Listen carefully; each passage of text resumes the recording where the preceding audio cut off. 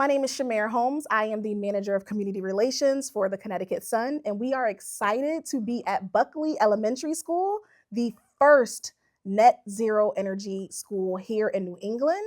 And we have some power players who are a part of making sure this happens today in celebration of Green Sports Day. So before we even get started, I have to shout out Green Sports Alliance and the Green Sports Alliance Foundation for even bringing Green Sports Day to life. We celebrate it every October 6th. And as the first W team to be a part of Green Sports Alliance, we had to do it big. So we're here at Buckley Elementary School with Michale Scott.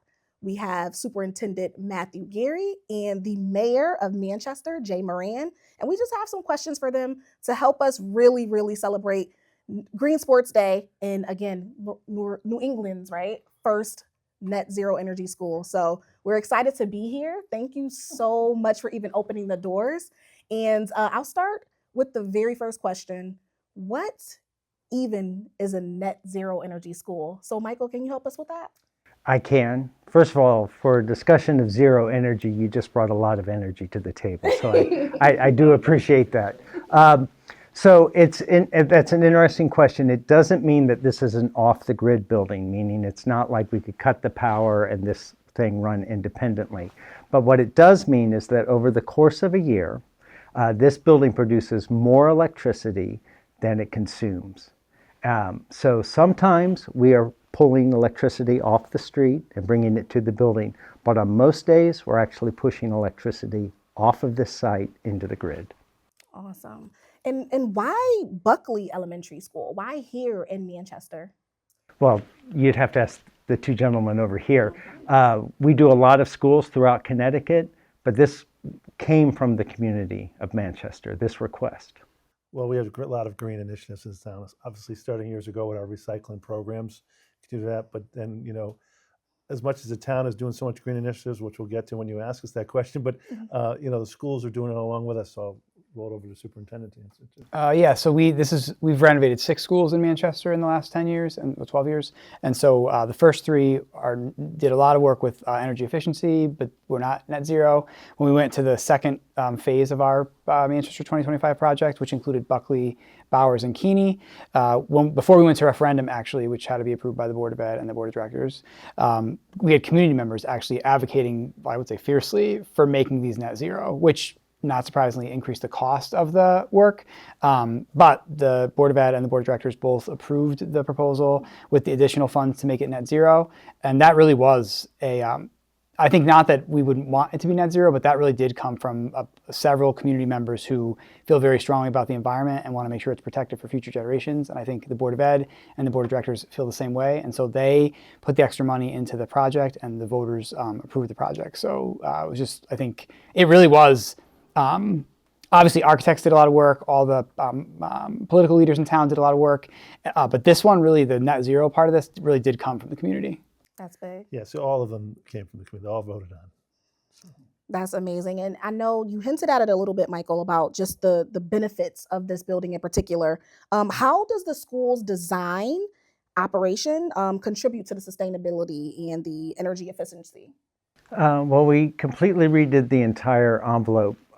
This school is about 60,000 plus square feet. We added only about 12,000 is new. So most of this, we're really dealing with the bones of the 1950s original building. But we completely redid the envelope, meaning the walls and roof, in a way that was not only highly insulated, but airtight. And that was very important. Then we took out anything that was consuming fuel, oil, or natural gas in the building and replaced it with an electric central plant. And then we invested in a geothermal field, which means this building gets a vast majority of its heating and cooling capacity out of the earth. And then the last and most important piece is we put on the roof of this building a large photovoltaic array, which whatever electricity we're consuming in the ground or in the building itself is replaced by the energy that we're drawing from the sun. That sounds amazing. The sun. Connecticut Sun at that, right? So speaking of Connecticut Sun, I had to throw that in there too because people are probably like, why do you even care? As a WNBA team, as a professional sports team, what is the purpose of this? But we are very much excited and ready to help do our part. No, we don't own the Mohegan Sun where we play, but we do have a heavy footprint in the community. So as we're thinking about the next generation of fans, the next generation of scholar athletes, it's important for us to get behind what they believe in and what they really rally for. And the environment is something that they care about. There is a decline in sports engagement, rather, as it pertains to youth. And one of the things that really drives them to be fans of certain teams is their sustainability efforts. So here at the Connecticut Sun, we're trying to be a part of that conversation. So one of the things that I'm going to start is something called Solar Sisters, where we, find a couple of girls who are very much interested in the environment to come together on a regular basis to talk about not only sustainability, but also hopefully they're athletes and how to sustain their career in sports. So as we're talking about kids and kids being the focal point of that, I want to shout out the foundation again for Green Sports Alliance, heavy in this work. What benefits have students in the community experienced since the school's opening? So I'm curious to hear about that. So we in every elementary school have 2 STEM specialists. They're teachers who teach science, technology, engineering, and math. And certainly, while there's like a district-wide curriculum, of course, this building brings unique opportunities to speak about things like energy efficiency and solar power. And I mean, I had not even heard of a geothermal well until they dug how many? 60. A lot of geothermal wells, right? So I think just being in the space that is net zero allows us, and Keeney and Bowers just allows us to, in these buildings, really focus on like living every day what that looks like. And I think, Michael talked about like the windows that don't open and the amount of, throughout the project there were consultants that spoke about like what do you need to do to make this net zero, and I mean that's was way over my head, but it's like just fascinating the amount of I think control you have to have in the building as far as like climate, and you can't just open a window, like it's just a totally different way of thinking. So even like the cafeteria, when we had to think about all right, like it's just a way different way to prepare lunch in a building that uses electricity. So I think a lot of opportunities for kids to dig in through the STEM curriculum, and I think we're excited to just continue to do that more and more as we go. But definitely an interesting space for kids to be able to think about their science experience. And forget the staff, the teachers are excited. Most teachers for years were in dealing with humidity or a heat up to 110 in the wintertime. They have climate control now, right, Michael? So, they're not coming home all sweaty or exhausted because of the climate they've been teaching in. My wife works in a school that's still old. That's part of the problem. So I'm guaranteed our teachers are loving air condition and heat that's under control. Right. Well, you tasked us with the zero energy assignment, which had not been done with public funds at a public school at this scale in any of New England. So we brought on CMTA as our experts, and they're quite good at what they do. But the first demand we said is, first and foremost, this has to be a school. This can't be a zero energy building that sometimes kids learn something in. We can't ask the teachers to put on sweaters in the winter, and we can't ask them to, fan themselves in June before the kids get out. This has to work as a school. The environment has to be a productive learning environment. And so far, so good. So this all sounds great, but like I warned Mayor, I kind of got to get a little messy, right? What challenges did you face when you're trying to roll out such a grand project? This could not have been easy. We talked about funding. We talked about just the time. What challenges were there? And the superintendent would probably agree with me. The first big hurdles were financial challenges because you budget one thing and next thing you know the budget's differently, correct? Yep. And fortunately, we have a local legislation that we work with in the state level that were able to help us out. So, and our town manager and our staff over there crunching the numbers. Yeah, like any project, sometimes you run into it, and then when we went net zero, everyone thinks it's so expensive, but in the long run, it's not, right? And so in the long run, it's not. But at first, at first, you have but to commit. So to get people to believe in the expense up front and believe in that in the future, it's going to save money. But yeah, anytime you build something and you're building buildings, you're going to run into financial challenges. And we hit this thing called through all of our schools. We hit this thing called the pandemic. construction costs, Right, and then this thing yeah, called no. inflation followed right behind it. So Yeah. yeah, those are things you don't forecast when you're trying to put these schools together. That's a real thing. And speaking of that, when you're trying to forecast things, are there any plans to replicate? We talked a little bit about this. 3 schools have already been renovated, but any plans to replicate this model in any other district or even here in Manchester? Well, I think every district should look at us For because sure. we're 3 out of 4 in New England, right? Is that what you're saying? First one in Connecticut, first one in New England. Just like we're #1 in basketball. It's a great basketball state. I thought I'd get that in there. Nice plug. Nice Yeah, plug. yes, it's a great basketball state. But superintendent mentioned earlier they're going to do probably the middle school and the high school in the future. But we have a library. If you go down Main Street on your way out, it's under construction. That's going to be net zero. That's the goal when that thing's finished next year. So. And I guess I kind of want to wrap it up. I don't want to, drown this out because we are excited to be in this space. The tour was great.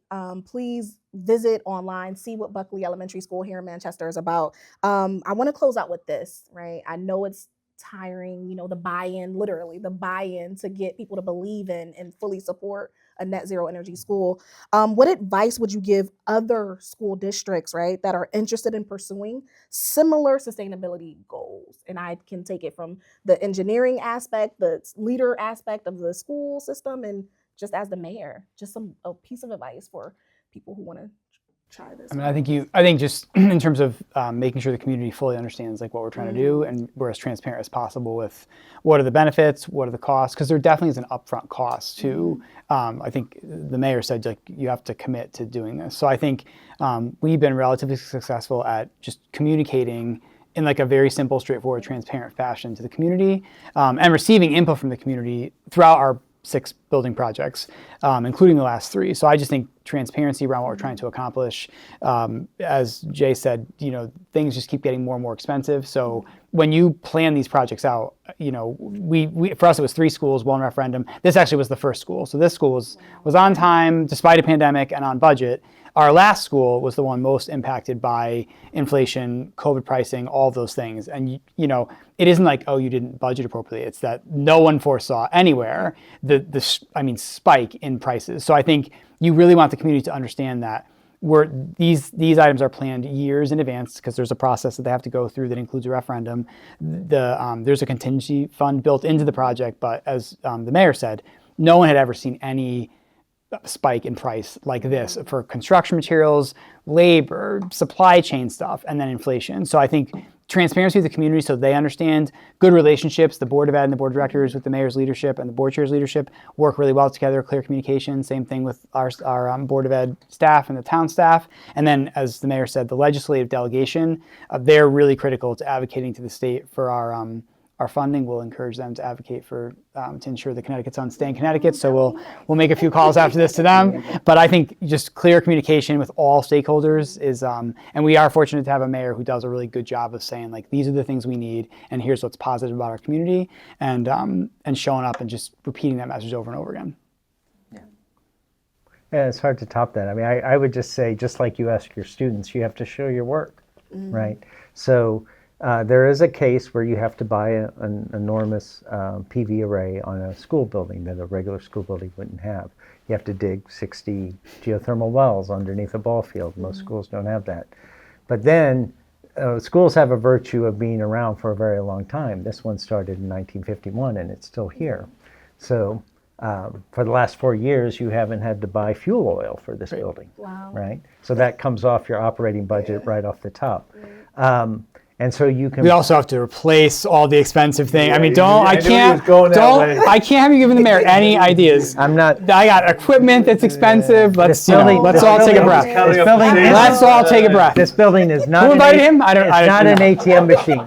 But you can show your work, and you can say, if these are your values, then this is how the building can reflect your values. And you take that to the community, and if you're transparent and you're diligent, they will trust you with the public funds to do so. So so the hardest thing is convincing the public it's worth their investment as taxpayers. Showing them as the superintendent, making sure they know everything, that it's not going to cost, it's not going to be on your back. The state's going to get involved in other things. But let's end it with this.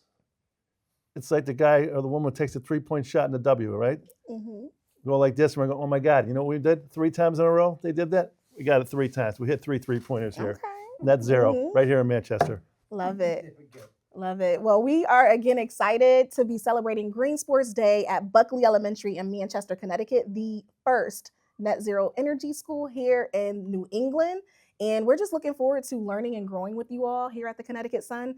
Please stick by for all of the Green Sports Alliance initiatives. We're hoping to make sure that Buckley is elevated all up and through that global network, and hoping that people take note and really take full advantage of what net zero energy schools can bring to their community. So I'm Shamir Holmes. We have Mayor Jay Moran here. We have Superintendent Matthew Gary and Michale Scott here from Manchester. And we're just excited. Happy Green Sports Day and tune in. There's so much more to come.